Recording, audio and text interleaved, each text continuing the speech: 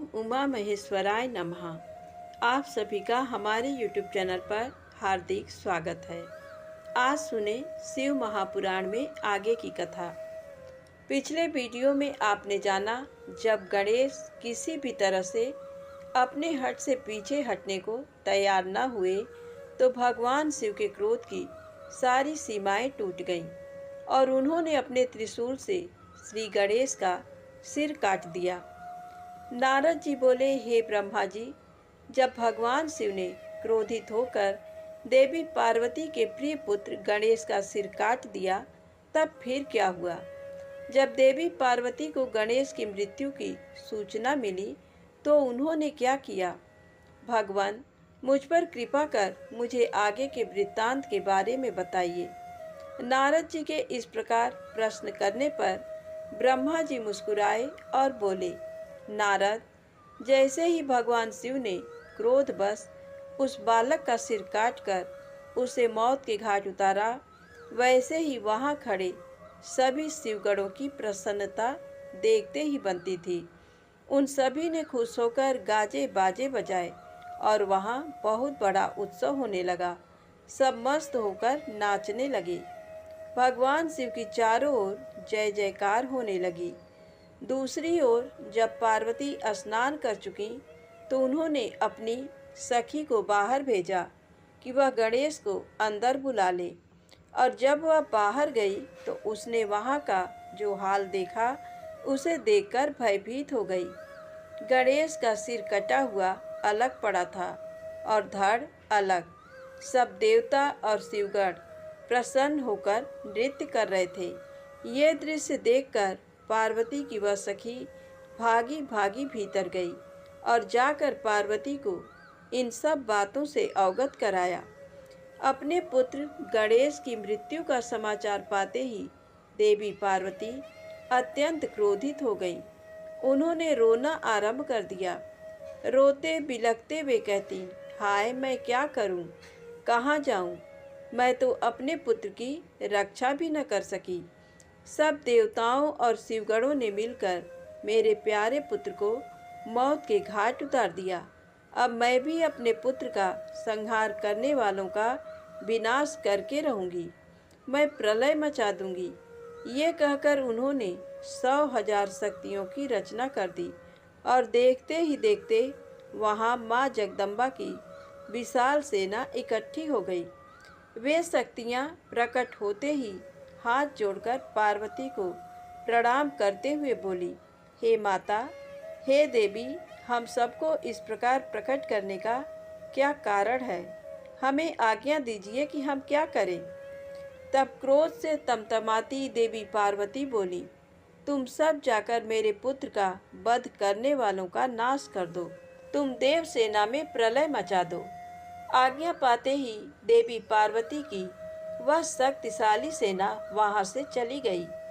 बाहर जाकर उसने देवताओं और शिवगणों पर आक्रमण कर दिया। वे क्रोधित देवियां किन्हीं देवताओं को पकड़ पकड़कर अपने मुंह में डाल लेती तो किसी पर अस्त्र शस्त्रों का प्रहार करती। इस प्रकार उन्होंने वहां बहुत आतंक मचाया। वहां चारों ओर त्राहि त्राहि मच गई। लोग अपनी जान बचाने के लिए जहां तहां भागने लगे। ये नज़ारा देखकर भगवान शिव, मैं और श्री हरि विष्णु बहुत चिंतित हुए। हमने सोचा कि अगर इन दैवी शक्तियों को न रोका गया तो पल भर में ही देवताओं की समाप्ति हो जाएगी, इस धरा पर प्रलय आ जाएगी। सब सोचने लगे कि इस विनाश लीला को कैसे रोका जा सकता है। नारद, उसी समय तुम आकर कहने लगे कि इस संहार को देवी पार्वती ही रोक सकती हैं। इसके लिए आवश्यक है कि उनकी स्तुति करके उन्हें प्रसन्न किया जाए और किसी भी तरह उनके क्रोध को शांत किया जाए। सभी देवताओं को तुम्हारा ये विचार बहुत पसंद आया, परंतु देवी पार्वती के गुस्से से सभी घबरा रहे थे। उनके सामने जाने का साहस किसी में भी नहीं था। सबने तुम्हें आगे कर दिया। हम सब महल के भीतर पार्वती के पास गए। सब देवता मिलकर देवी की स्तुति करने लगे और बोले, हे जगदम्बे, हे चंडिके, हम सब आपको प्रणाम करते हैं। आप आदि शक्ति हैं, आप परम शक्तिशाली हैं। आपने ही इस जगत की रचना की है, आप ही प्रकृति हैं। आप प्रसन्न होने पर मनोवांछित फलों को देती हैं, जबकि क्रोधित होने पर सब कुछ छीन लेती हैं। हे देवी, हम सब अपने अपराध के लिए आपसे क्षमा याचना करते हैं। हम सबके अपराध को क्षमा कर दो और अपने क्रोध को शांत करो। हे परमेश्वरी, सब कुछ भूलकर प्रसन्न हो जाओ और भयानक रक्तपात को रोक दो। इस प्रकार देवताओं की स्तुति सुनकर देवी चुप रही। कुछ समय सोचकर बोली, हे देवताओं, वैसे तो तुम्हारा अपराध सर्वथा अक्षम्य है, फिर भी तुम्हारी क्षमा याचना को मैं सिर्फ एक शर्त पर स्वीकार कर सकती हूँ। यदि मेरा पुत्र गणेश पहले की भांति जीवित हो जाए तो मैं तुम सबको क्षमा कर दूंगी। ये सुनकर सब देवता चुप हो गए, क्योंकि ये तो असंभव कार्य था। फिर सभी देवता हाथ जोड़कर करुण अवस्था में भगवान शिव के सामने खड़े हो गए और बोले, भगवान, अब आप ही हमारी रक्षा कर सकते हैं। जिस प्रकार आपने गणेश का सिर काट कर उसे मारा है, उसी प्रकार अब उसे जीवित कर दीजिए। देवताओं की प्रार्थना सुनकर भगवान शिव बोले कि देवताओं, तुम परेशान मत हो, मैं वही कार्य करूँगा जिससे तुम्हारा मंगल हो। भगवान शिव ने देवताओं को आदेश दिया कि उत्तर दिशा में जाएं और जो भी पहला प्राणी मिले उसका सिर काट कर ले आएं। तब उसका सिर हम गणेश के धड़ से जोड़कर उसे जीवित कर देंगे। देवता उत्तर दिशा की ओर चल दिए। वहां सर्वप्रथम उन्हें एक दांत वाला हाथी मिला। वे उसका सिर काट कर ले आए। वहां महल के द्वार पर वापस आकर उन्होंने गणेश के धड़ को धो पोंछ कर साफ किया और उसकी पूजा की। तब उसमें हाथी का सिर लगा दिया। तत्पश्चात श्रीहरि विष्णु ने भगवान शिव के चरणों का ध्यान करते हुए मंत्रों से अभिमंत्रित जल गणेश के मृत शरीर पर छिड़का। जल के छींटे पड़ते ही भगवान शिव की कृपा से वह बालक ऐसे उठ खड़ा हुआ जैसे अभी अभी नींद से जागा हो। वह बालक अब हाथी का मुख लग जाने से गजमुखी हो गया, परंतु फिर भी बहुत सुंदर और दिव्य लग रहा था। रक्त वर्ण का वह बालक अद्भुत शोभा से आलोकित हो रहा था। जब भगवान शिव की कृपा से पार्वती पुत्र गणेश जीवित हो गए, तब सभी देवता और शिवगण अत्यंत प्रसन्न होकर नृत्य करने लगे। उनका सारा दुख पल भर में ही दूर हो गया। देवी पार्वती अपने प्रिय पुत्र गणेश को जीवित देखकर बहुत प्रसन्न हुई। उनका क्रोध भी शांत हो गया। नारद जी बोले, हे विधाता, जब भगवान शिव की कृपा से पार्वती पुत्र गणेश पुनः जीवित हो गए, तब वहाँ क्या हुआ? जीवित होकर उन्होंने क्या किया?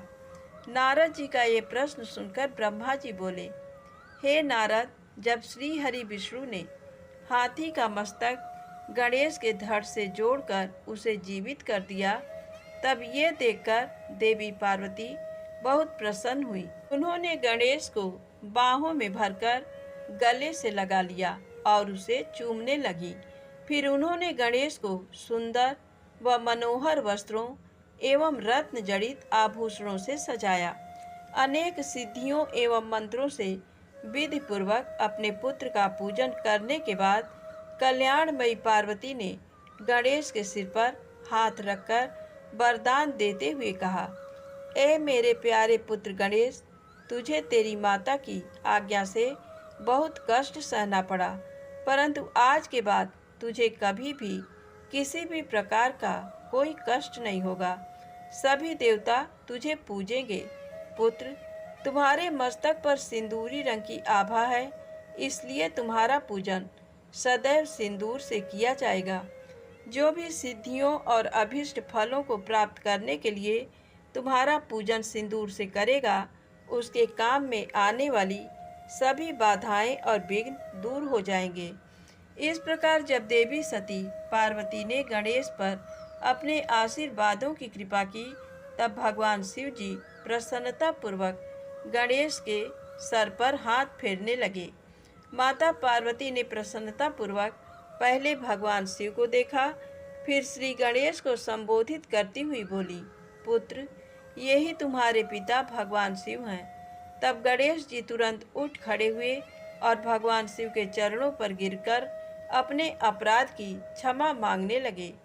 गणेश ने कहा, हे पिताजी, मैं अज्ञानतावश आपको पहचान नहीं सका, इसी कारण मैंने आपको घर के भीतर नहीं जाने दिया।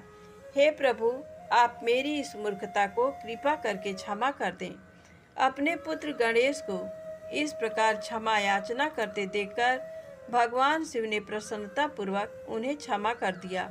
जिस प्रकार इस संसार में हम तीनों देवताओं की पूजा की जाती है, उसी प्रकार गणेश भी सभी के द्वारा पूज्य होंगे। किसी भी मांगलिक कार्य में सर्वप्रथम गणेश का पूजन किया जाएगा, तत्पश्चात हम सबका। यदि ऐसा न किया गया तो पूजा सफल नहीं मानी जाएगी तथा पूजा का फल भी नहीं मिलेगा। तब शिव जी ने सभी मांगलिक पूजन वस्तुएं मंगाकर गणेश का पूजन किया। उसके बाद मैंने, विष्णु जी, पार्वती और अन्य देवताओं ने भी उनकी विधि विधान से पूजा की। उसके उपरांत सभी देवताओं ने उन्हें यथा योग्य वरदान प्रदान किए। उसी दिन से गणेश जी को अग्र पूजा का आशीर्वाद मिला। ब्रह्मा जी बोले, हे मुनिश्रेष्ठ नारद, इस प्रकार गणेश जी के जीवित होने पर सब ओर आनंद छा गया। सभी बहुत प्रसन्न थे। सभी देवता उन्हें विभिन्न प्रकार के वरदान प्रदान कर रहे थे। तब ईश्वरों के ईश्वर महादेव जी भी गणेश पर अपनी विशेष कृपा दृष्टि बनाकर बोले, हे गिरिजानंदन, तुम मेरे दूसरे पुत्र हो। तुम्हें न पहचानने के कारण तुम्हारा यहाँ अपमान हुआ है, इसलिए मेरे भक्तों ने तुम पर आक्रमण किया, परंतु आज से कोई भी तुम्हारा विरोध नहीं करेगा। तुम सभी के पूजनीय और वंदनीय होगे। तुम साक्षात जगदम्बा के तेज से उत्पन्न होने के कारण परम तेजस्वी और पराक्रमी हो। तुम्हारी वीरता और साहस का लोहा इस संसार में हर प्राणी मानेगा। आज से तुम मेरे सभी शिवगणों के अध्यक्ष हो। ये सभी तुम्हारे आदेशों का ही पालन करेंगे। आज से तुम गणपति नाम से भी जाने जाओगे। ये कहकर सर्वेश्वर भगवान शिव 2 पल के लिए मौन हुए। शिव बोले, हे गणपति, तुम्हारा जन्म भाद्रपद मास के कृष्ण पक्ष की चतुर्थी तिथि को देवी पार्वती के निर्मल हृदय से चंद्रमा के उदय के समय हुआ है। इसलिए आज से इस दिन जो भी पूरी भक्ति भावना से तुम्हारा स्मरण करके व्रत करेगा, उसे समस्त सुखों की प्राप्ति होगी। मार्गशीर्ष मास के कृष्ण पक्ष की चतुर्थी के दिन सुबह स्नान करके व्रत रखें। धातु, मूंगे या मिट्टी की मूर्ति बनाकर उसकी प्रतिष्ठा करें। तत्पश्चात मूर्ति की दिव्य गंधों, चंदन एवं सुगंधित फूलों से पूजा करें। रात्रि में 12 अंगुल लंबी 3 गांठ वाली 101 दुर्वाओं से पूजन करना चाहिए। उसके बाद धूप, दीप, नैवेद्य, तांबूल, अर्घ्य देकर गणेश जी की पूजा करें।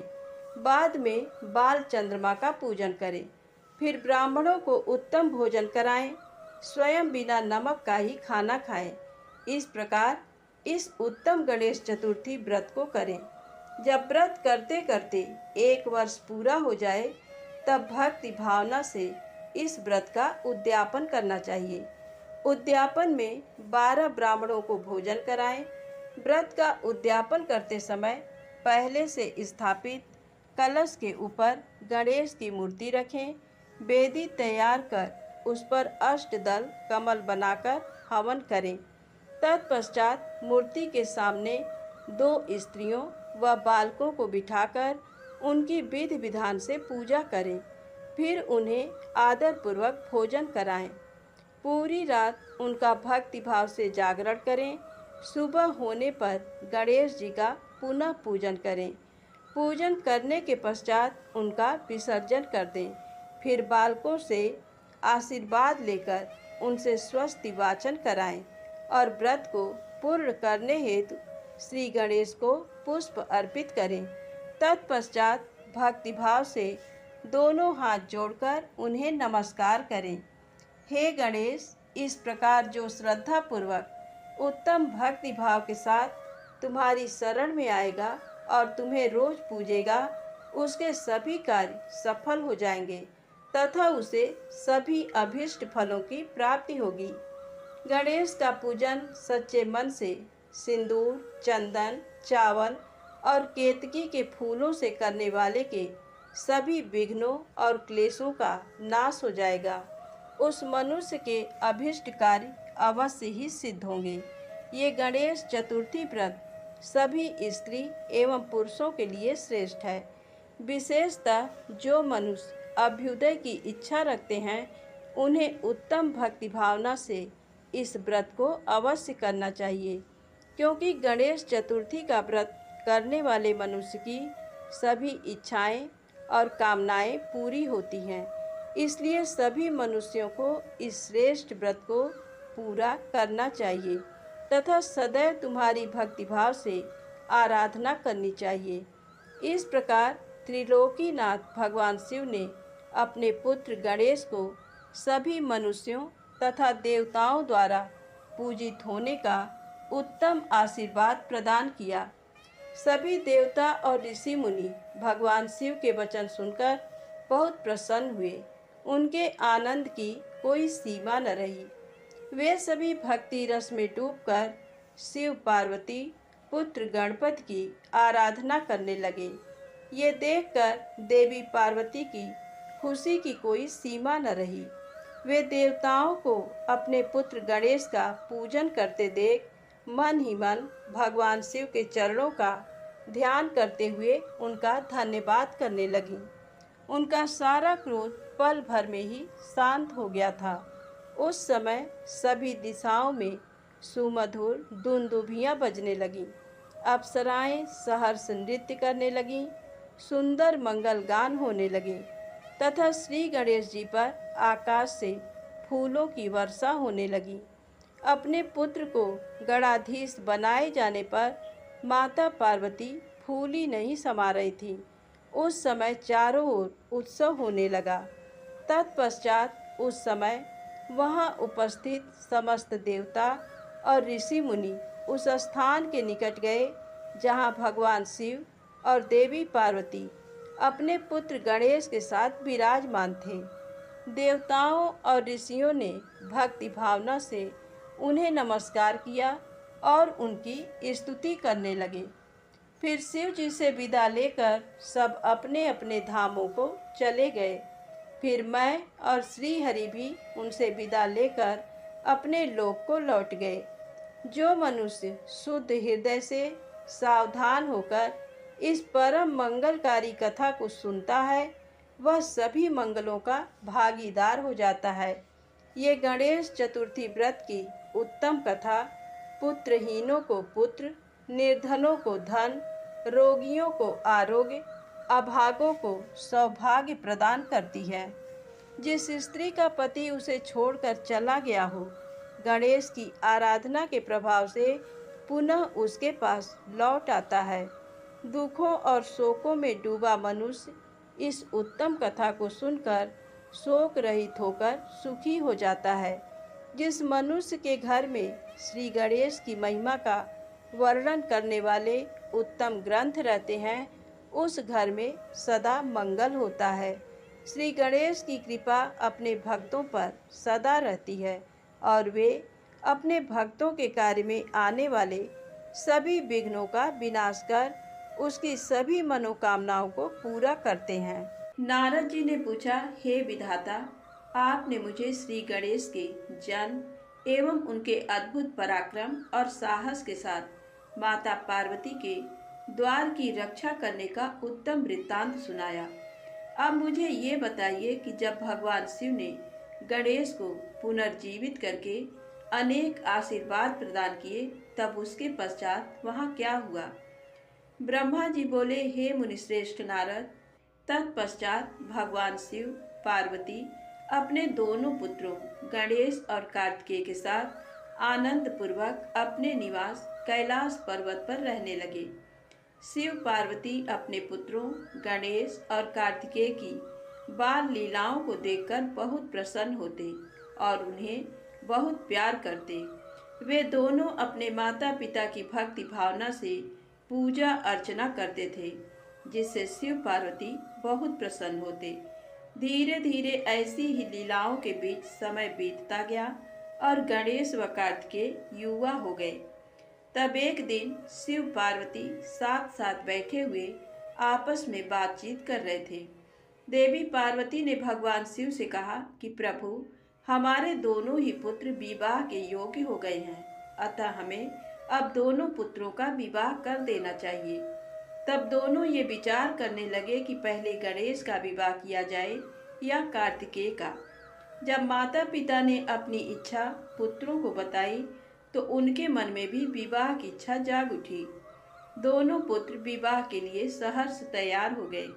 तब भगवान शिव अपने पुत्रों से बोले, हे पुत्रों, तुम दोनों ही हमारे लिए प्रिय हो, परंतु हम इस असमंजस में हैं कि तुम दोनों में से पहले किसका विवाह किया जाए।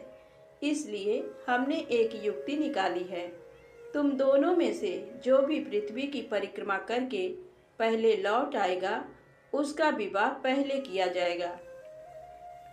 अपने पिता की ये वचन सुनकर कुमार कार्तिकेय तुरंत अपने वाहन पर सवार होकर यथाशीघ्र पृथ्वी की परिक्रमा करने हेतु माता पिता की आज्ञा लेकर निकल पड़े। परंतु श्री गणेश वहीं यथावत खड़े होकर कुछ सोचने लगे। तत्पश्चात उन्होंने घर के अंदर जाकर स्नान किया और पुनः माता पिता के पास आए और बोले, आप दोनों मेरे द्वारा लगाए गए इन आसनों को ग्रहण कीजिए। मैं आप दोनों की परिक्रमा करना चाहता हूँ। तब भगवान शिव और देवी पार्वती ने हर्षपूर्वक आसन ग्रहण कर लिया। शिव पार्वती के आसन पर बैठ जाने के पश्चात गणेश ने उन्हें हाथ जोड़कर बारंबार प्रणाम किया और उनकी विधि विधान से पूजा अर्चना की। पूजा करने के बाद उन्होंने भक्तिभाव से उनकी 7 बार परिक्रमा की। माता पिता की 7 बार परिक्रमा करने के पश्चात गणेश हाथ जोड़कर प्रभु के सामने खड़े हो गए और उनकी स्तुति करते हुए बोले, आपकी आज्ञा को मैंने पूरा किया। अब आप यथाशीघ्र मेरा विवाह संपन्न कराएं। ये सुनकर शिव पार्वती ने गणेश से पृथ्वी की परिक्रमा कर आने के लिए कहा। उन्होंने कहा कि जिस प्रकार कार्तिकेय पृथ्वी की परिक्रमा करने गए हैं, तुम भी जाओ और उनसे पहले लौट आओ, तभी तुम्हारा विवाह पहले हो सकता है। शिव और शिवा के ये वचन सुनकर गणेश बोले, आप दोनों तो महाबुद्धिमान हैं, आपके ज्ञान की कोई सीमा नहीं है। आप धर्म और शास्त्रों में पारंगत हैं। मैं तो आपकी आज्ञा के अनुरूप पृथ्वी की परिक्रमा 1 बार नहीं बल्कि 7 बार कराया हूँ। ये सुनकर शिव पार्वती बड़े आश्चर्यचकित होकर बोले कि हे पुत्र, तुम इतनी विशाल 7 द्वीप वाली समुद्र, पर्वत और काननों से युक्त पृथ्वी की परिक्रमा कब कराए? तुम तो यहाँ से कहीं गए भी नहीं। भगवान शिव और देवी पार्वती के इस प्रकार किए गए प्रश्न को सुनकर बुद्धिमान गणेश जी बोले, मैंने आप दोनों की पूजा करके आपकी 7 बार परिक्रमा कर ली है। इस प्रकार मेरे द्वारा पृथ्वी की परिक्रमा पूरी हो गई। वेदों में इस बात का वर्णन है कि अपने माता पिता की श्रद्धा भाव से पूजा करने के पश्चात उनकी परिक्रमा करने से पृथ्वी की परिक्रमा का पुण्य फल प्राप्त होता है। माता पिता के चरणों की धूल ही पुत्र के लिए महान तीर्थ है। वेद शास्त्र भी इसको प्रमाणित करते हैं। फिर आप क्यों इस बात को मानने से इनकार कर रहे हैं?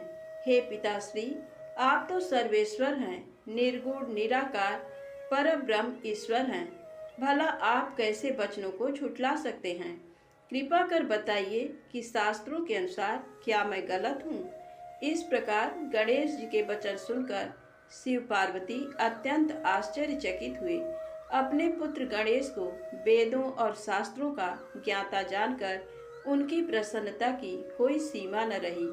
तब मुस्कुराते हुए भगवान शिव पार्वती बोले, हे प्रिय पुत्र, तुम बलवान और साहसी होने के साथ साथ परम बुद्धिमान भी हो। ये सत्य है कि जिसके पास बुद्धि बल है वही बलशाली भी है। बिना बुद्धि के बल का प्रयोग भी संभव नहीं होता। बुद्धिहीन मनुष्य संकट में फंस जाने पर बलशाली होने के बावजूद भी मुक्त नहीं हो पाता। वेद, शास्त्र और पुराण यही बताते हैं कि माँ बाप का स्थान सबसे ऊपर होता है। उनके चरणों में ही स्वर्ग है। अपने माता पिता की आज्ञा का पालन करना ही पुत्र का एकमात्र धर्म है। उनकी परिक्रमा पृथ्वी की परिक्रमा से भी बढ़कर है। अतः तुम्हारी बात सर्वथा सत्य है। तुमने कार्तिकेय से पहले ही पृथ्वी की परिक्रमा पूर्ण कर ली है। अतः हमें तुम्हारा विवाह सबसे पहले और शीघ्र ही करना है। जब भगवान शिव और पार्वती ने गणेश की बात का समर्थन कर उसे स्वीकार कर लिया, तब गिरिजानंदन प्रसन्न हुए और अपने माता पिता को प्रणाम करके वहां से चले गए। महादेव जी अपनी प्रिया पार्वती जी के साथ बैठकर इस चिंता में डूब गए कि हम विवाह के लिए वधू की खोज कहाँ करें। जब वे इस प्रकार विचार कर रहे थे, तभी प्रजापति विश्वरूप कैलाश पर्वत पर पधारे और उन्होंने भक्तिभाव से शिव शिवा को नमस्कार कर उनकी स्तुति की। जब महादेव ने उनसे कैलाश आगमन का कारण जानना चाहा, तब प्रसन्न हृदय से विश्वरूप जी ने कहा, हे भगवान, मैं आपके पास अपनी 2 पुत्रियों सिद्धि और बुद्धि के विवाह का प्रस्ताव लेकर आया हूँ। प्रभु, सिद्धि और बुद्धि सुंदर और सर्वगुण संपन्न है। मैं उनका विवाह आपके पुत्र से करना चाहता हूँ। प्रजापति विश्वरूप के वचन सुनकर भगवान शिव और देवी पार्वती बहुत हर्षित हुए और उन्होंने उनका विवाह प्रस्ताव स्वीकार कर लिया। भगवान शिव शिवा ने अपने प्रिय पुत्र गणेश का शुभ विवाह सिद्धि बुद्धि के साथ आनंद पूर्वक संपन्न कराया। इस शुभ अवसर पर सब देवता हर्ष पूर्वक सम्मिलित हुए। उन्होंने गणेश को सपत्नी ढेरों आशीर्वाद और शुभाशीष प्रदान किए और अपने अपने स्थान पर लौट गए। तत्पश्चात श्री गणेश अपनी दोनों पत्नियों के साथ आनंद पूर्वक विहार करने लगे। काफी समय व्यतीत हो जाने के पश्चात उनके 2 पुत्र उत्पन्न हुए। सिद्धि से उत्पन्न पुत्र का नाम शुभ तथा बुद्धि से प्राप्त पुत्र का नाम लाभ रखा गया। इस प्रकार श्री गणेश अपनी दोनों पत्नियों और पुत्रों के साथ आनंद पूर्वक रहने लगे। जब श्री गणेश को सुखपूर्वक अपना जीवन व्यतीत करते हुए काफी समय बीत गया, तब कुमार कार्तिकेय पृथ्वी की परिक्रमा पूरी करके लौट आए। वे घर पहुंचने ही वाले थे कि रास्ते में ही उनकी भेंट नारद तुमसे हो गई। तब तुमने कार्तिकेय से कहा कि तुम्हारे माता पिता ने तुमसे सौतेला व्यवहार किया है। तुम्हें पृथ्वी की परिक्रमा पर भेजकर तुम्हारे भाई गणेश का 2 सुंदर कन्याओं से विवाह कर दिया है। अब तो उनके 2 पुत्र भी हो चुके हैं और वे आनंद पूर्वक अपना जीवन सुख से बिता रहे हैं। ये तुम्हारे माता पिता ने अच्छा नहीं किया है। नारद, तुम्हारी ऐसी बातें सुनकर कार्तिकेय क्रोध में भर गए। वे अत्यंत व्याकुल होकर अति शीघ्र घर पहुँचे। क्रोध के कारण उनका मुख लाल हो गया था। कैलाश पर्वत पर पहुंचकर उन्होंने अपने माता पिता को हाथ जोड़कर प्रणाम किया। तत्पश्चात उन्होंने अपने माता पिता से इस विषय पर अपनी नाराजगी प्रकट की। कार्तिकेय ने कहा कि आप दोनों ने अपने ही पुत्र को धोखे से यहाँ से भगा दिया और अपने प्रिय पुत्र गणेश का चुपचाप विवाह रचा दिया। आप दोनों ने मेरे साथ सौतेले पुत्र जैसा व्यवहार किया है।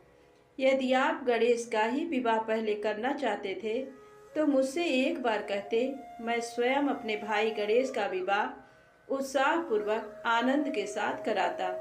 परंतु आपने छल कपट का सहारा लिया। आप सिर्फ एक पुत्र से ही प्यार करते हैं। मेरे होने न होने का आपको कोई फर्क ही नहीं पड़ता।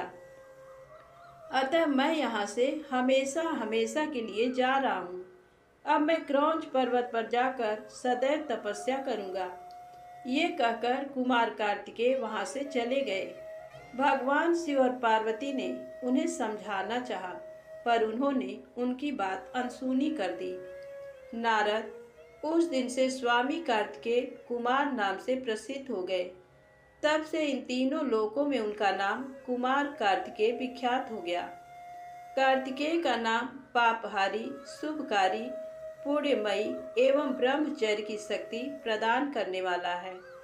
कार्तिक पूर्णिमा के दिन कृति नक्षत्र में जो भी मनुष्य स्वामी कार्तिकेय के दर्शन अथवा पूजन करता है, उसके सभी पाप नष्ट हो जाते हैं और उसे मनोवांछित फलों की प्राप्ति होती है। सभी देवता और ऋषिगण भी इस दिन कार्तिकेय के दर्शनों को जाते हैं। उधर कुमार कार्तिकेय के इस प्रकार नाराज होकर चले जाने के कारण उनकी माता पार्वती बहुत दुखी थी। वे शिव जी को साथ लेकर क्रौंच पर्वत पर गईं। उन्हें देखकर कार्तिकेय पहले ही वहां से चले गए। तब भगवान शिव उस उत्तम स्थान पर जहां उनके पुत्र कार्तिकेय ने तप किया था, मल्लिकार्जुन नामक ज्योतिर्लिंग के रूप में स्थापित हो गए और आज भी देवी पार्वती के साथ विराजमान हैं। उस दिन से शिव शिवा दोनों अपने पुत्र कार्तिकेय को ढूंढने के लिए अमावस्या को शिव और पूर्णिमा के दिन पार्वती जी क्रौंच पर्वत पर जाते हैं। नारद, मैंने तुम्हें समस्त पापों का नाश करने वाले श्री गणेश और कार्तिकेय के चरित्र को सुनाया। जो भी मनुष्य भक्तिभाव से इसे पढ़ता, सुनता अथवा सुनाता है, उसके सभी मनोरथ पूर्ण होते हैं। ये कथा पाप नाशक, सुख देने वाली, मोक्ष दिलाने वाली एवं कल्याणकारी है। इसलिए निष्काम भक्तों को इसको अवश्य सुनना और पढ़ना चाहिए। धन्यवाद। प्रेम से बोलें शंकर भगवान की जय हो।